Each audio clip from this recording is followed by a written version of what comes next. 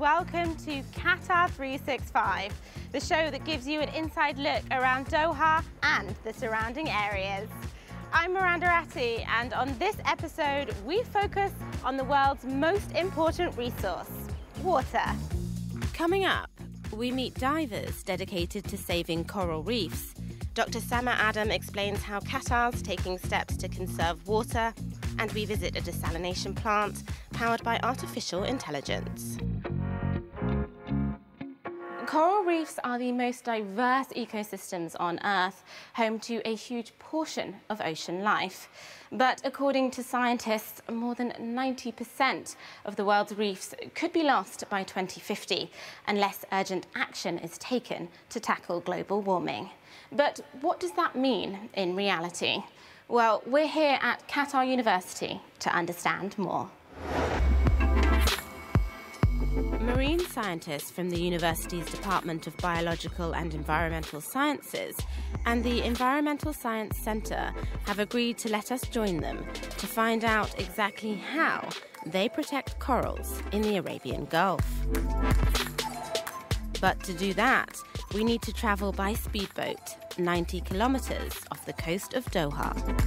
We are now, unfortunately, at a stage where we can no longer just trust that if nature is given its course, it will naturally recover. Unfortunately, most of us in the scientific community are persuaded that we are a little bit beyond that in terms of the coral reefs.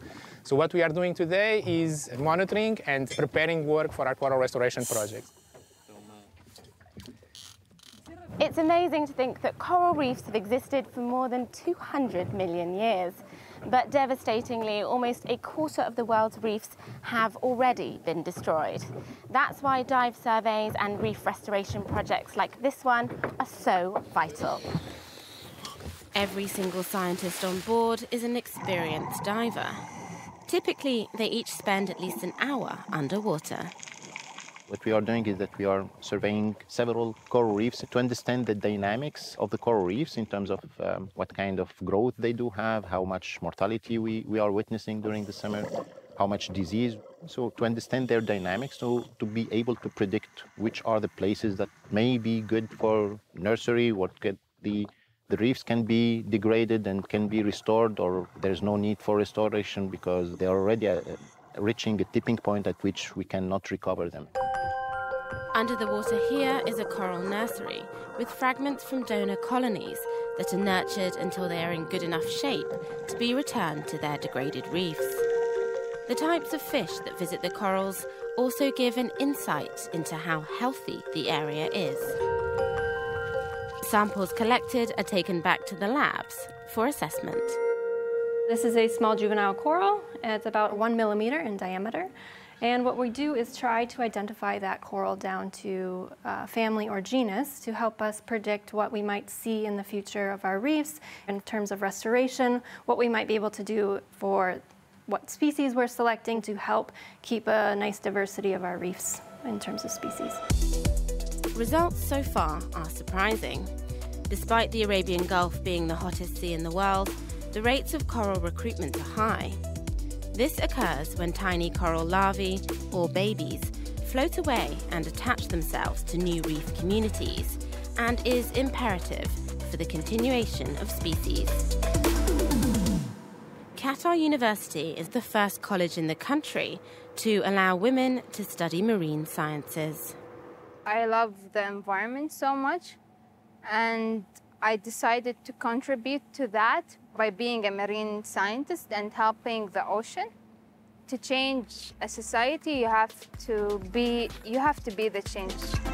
And by helping nurture and encourage coral growth, the scientists here are hoping that that change will be a positive one. To a different type of conservation now. This is Qatar's Science and Technology Park, where scientists from ConocoPhillips Global Water Sustainability Centre are working to understand environmental-related technologies, including water purification and wastewater recycling. And I sat down with Managing Director Sama Adam for a crash course.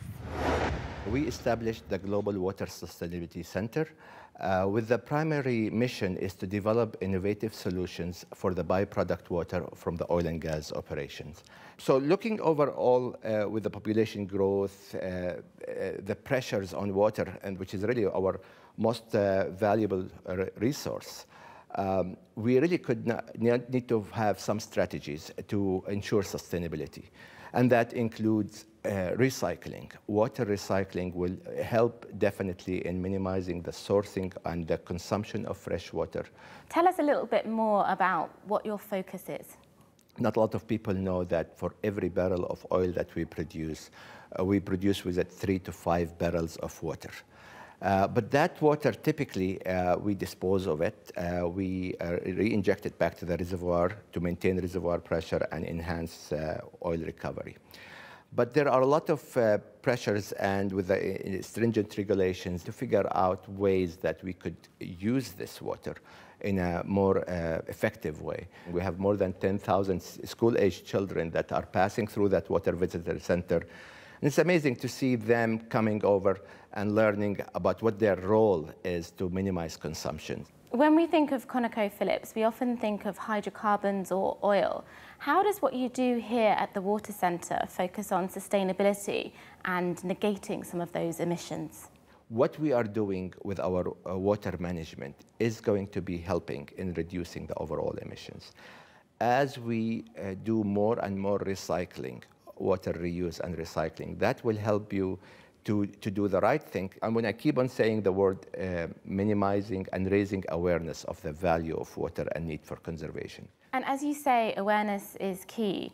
How do you foresee the future of water consumption, particularly as we continue to grapple with climate change and as it becomes even more urgent? We need to be more cost effective and more effective in managing that water resource. The industries need to play their role. The more we do recycling and reuse and minimize our dependence on that fresh water consumption, the world will be a better place to live in. Less than 1% of the water on planet Earth is safe for drinking. That's why here in Qatar, with its huge expanse of desert and sea, being creative when it comes to H2O is essential. With that in mind, Scheherazade Ghafoor went on the trail of some of the most unusual aqua innovations in the country. Water security. It's a challenge faced by every nation in the world. What is readily available here is seawater. But how does it become water that we can consume? The most common way to desalinate or remove the salt from water is by evaporation technology, until this massive plant introduced another method, reverse osmosis on a very large scale. A production of 725 megalitres of water daily. And getting the water from the sea to taps for 47% of the population is an intricate process. An intake structure captures all the seawater into the plant.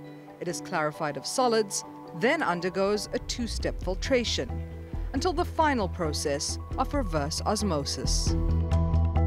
Injecting the water with a pressure, we can separate the ions and we can remove the salt. We can concentrate the salt in one part and take the drinking water or the product in the other part. But they are doing all of this in a high-tech yet sustainable way. Desalination is very energy intense, and it's a technology which is really only to be used when there's no fresh water sources available. If you compare the two main desalination technologies available right now, reverse osmosis is a way more energy efficient, but still is a lot more energy demanding than any other conventional freshwater sources that we have. So our company is focusing on using artificial intelligence, big data, neural networks, and other digital solutions to make sure that we increase the efficiency of our plants. Increase efficiency by improving our chemical consumptions, by improving the life of our assets, but mostly by reducing our energy usage. The Water Centre at the Qatar Environment and Energy Research Institute, or KIRI, is also dedicated to realistic solutions. happens there? We look at the development of novel technologies that can be more energy efficient, that can be integrated with renewable energy as we transition towards solar within the country. So we have a responsibility in Qatar to be able to translate this research into the global drylands. So countries that have less resources than are available here, our research can really make a difference in the developing countries. And their research looks at innovative systems. We designed this in-house in Kiri, and it works quite well, but it's a smaller scale. So what happens is we actually get like a produced water from the plant, and we run it through the system, and it goes through the different chambers, and there's actually filtration systems in there, and it comes out fairly clean. So it's not necessarily used for your normal wastewater. It's used for the ones from the oil and gas, because that contains a lot of oil. This is the air conditioning condensate treatment system. It can also be used for ablution water. Local materials are also essential when coming up with solutions, like date palms and local limestone to remove contaminants. As you know, our Qatar vision, it is focused for water security and food security, so that we are focusing for the water treatment. It is part of our country vision.